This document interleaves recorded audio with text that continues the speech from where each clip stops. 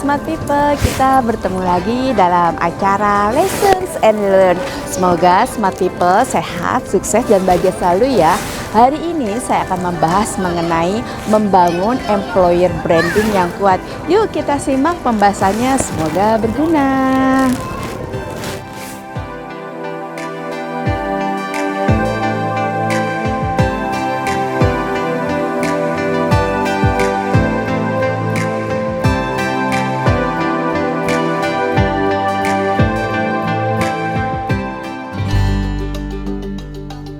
Hola Smart People, kita berjumpa kembali dalam acara Lessons and Learn. Sehat, sukses, dan bahagia selalu. Hari ini kita akan membahas materi mengenai membangun employer branding yang kuat. Mari kita simak bersama-sama, semoga bermanfaat. Perusahaan terbaik tidak hanya mencari talenta terbaik, tetapi juga menjadi tempat yang ingin dipilih oleh talenta terbaik.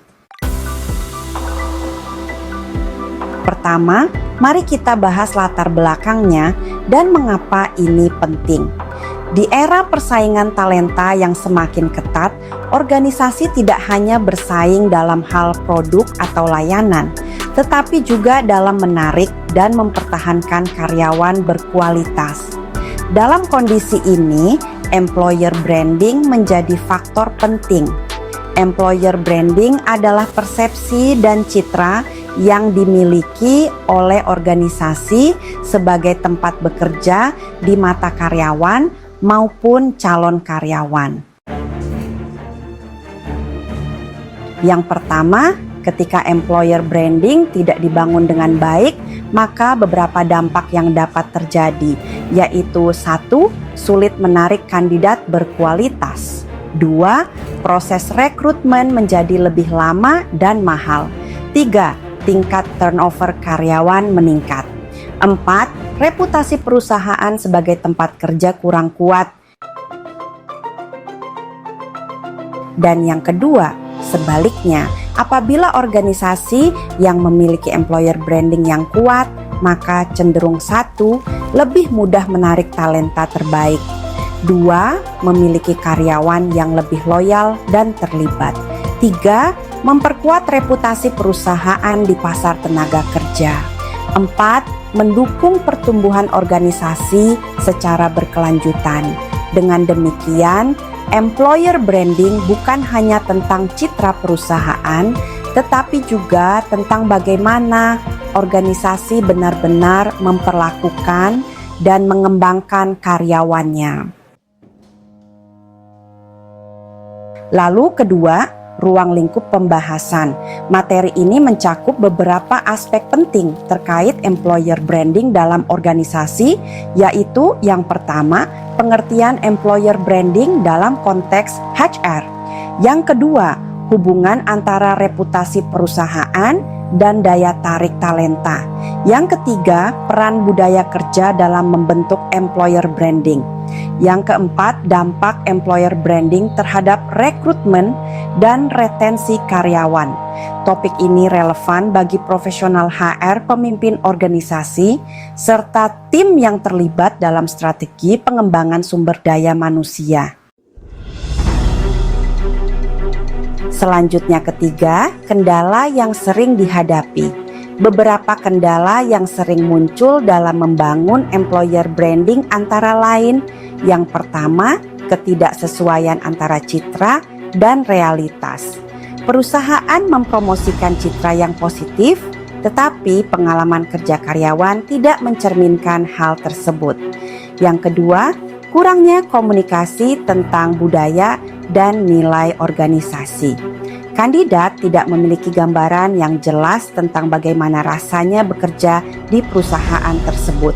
Yang ketiga, minimnya keterlibatan karyawan dalam membangun citra perusahaan.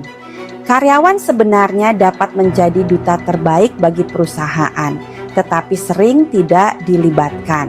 Yang keempat, kurangnya strategi jangka panjang. Employer branding sering dianggap sebagai aktivitas komunikasi semata, bukan sebagai bagian dari strategi organisasi.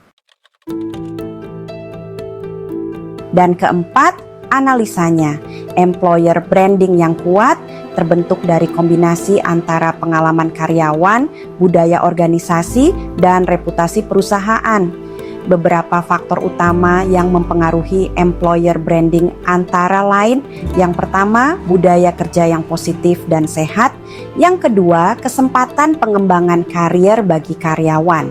Yang ketiga, kepemimpinan yang mendukung dan inspiratif. Yang keempat, pengakuan terhadap kontribusi karyawan. Ketika karyawan memiliki pengalaman kerja yang positif, mereka secara alami akan menjadi duta organisasi yang membantu membangun reputasi perusahaan. Sebaliknya, jika pengalaman karyawan tidak sejalan dengan citra yang dipromosikan, employer branding dapat kehilangan kredibilitasnya. Oleh karena itu, employer branding yang kuat harus dibangun dari pengalaman nyata yang dirasakan oleh karyawan, bukan hanya dari komunikasi eksternal. Lalu kelima, rekomendasi. Yang pertama, untuk organisasi dan HR. Beberapa langkah yang dapat dilakukan untuk membangun employer branding yang kuat antara lain: satu, menciptakan pengalaman kerja yang positif bagi karyawan.